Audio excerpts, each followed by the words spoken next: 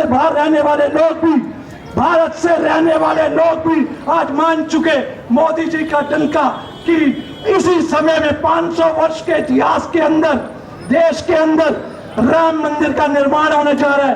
एक बार मेरे साथ जोरदार शब्दों के साथ बोले, जय श्री राम।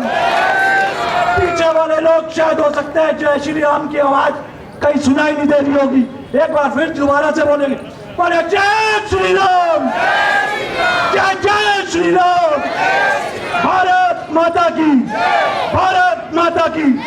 एक शायद उनको मुझे लगता है परवेश जी जो हमारे पूर्व प्रत्याशी हैं कुछ बात कहने से शायद रह गए होंगे, तो मैं चाहूंगा कि वो भी अपनी बात को कहें।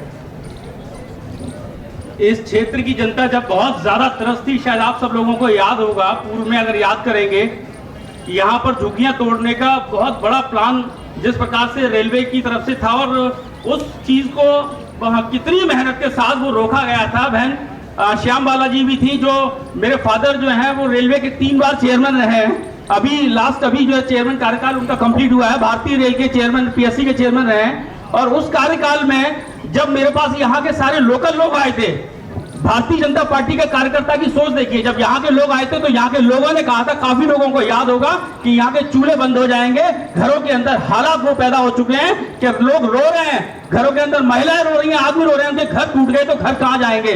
और उस बात को लेकर जब हमने निर्णय लिया, मेरे फादर ने यहाँ तत्काल आने के बाद रेलवे के डीआरएम वगैरह सबको बुलाकर उस चीज को रोकने का काम किया और आज वो रुका हुआ, आज तक रुका हुआ है, आज तक हाथ नहीं डाला होगा। आप सब लोगों को याद होगा वो वाकया, जब किस प्रकार से यहाँ पर हालत हो रही थी। मगर आप लोगों को भी समझदार बनना होगा, क्योंकि आप लोग क्या है कि दो लोगों में से एक को चुनना होता है। एक अच्छे को चुनिए, बुरे को छोड़िए। मगर आप लोग क्या करते हैं, बुरे को चुन लेते हैं, अच्छे को छोड़ देते हैं। क्योंकि वोट के टाइम पे जब निर्णय लेना होता है तो गलत जगह का निर्णय लेते हैं और उसके बाद फिर आप 5 साल परेशान होते हैं। क्योंकि नेता का सिस्टम क्या है, 4 साल 11 महीने 15 दिन, 4 साल 11 महीने 15 दिन पर आप लोगों का ध्यान नहीं जाता, आपका सिर्फ 15 दिन पे ध्यान जाता है। अगर उस 15 दिन के ध्यान को छोड़ के 4 साल 11 महीने 15 दिन पे ध्यान रखेंगे तो कभी भी आप लोग परेशान नहीं होंगे।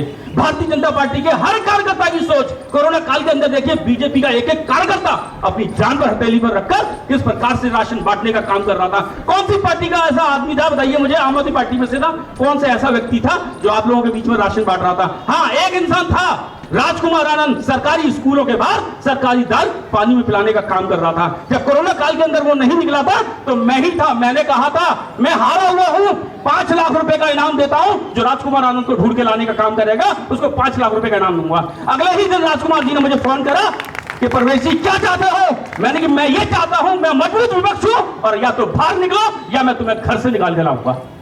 क्योंकि तुमको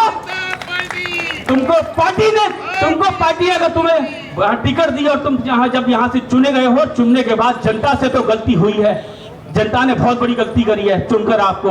और उसके बावजूद भी आम आदमी पार्टी हो या कांग्रेस पार्टी हो, सारी पार्टियों के नेता घरों के अंदर थे, मगर भारतीय जनता पार्टी का एक एक कार्यकर्ता अपनी जान पर हथेली पर बाहर निकला हुआ था। क्या उनके घर के अंदर परिवार नहीं था? उनके घर के अंदर बच्चे नहीं थे? मैं अपने बच्चे से मिले 15-15, 20-20 दिन हो चुके थे। हमारे बीच में बहन मीनाक्षी लेखी जी आ चुके हैं और भव्य तरीके से वेलकम, स्वागत होना चाहिए, लगना चाहिए हमारे बीच में बहन जी आ गई हैं जोरदार तालियों के साथ। बहुत धन्यवाद। हमारे बीच में हमारी लोकप्रिय सांसद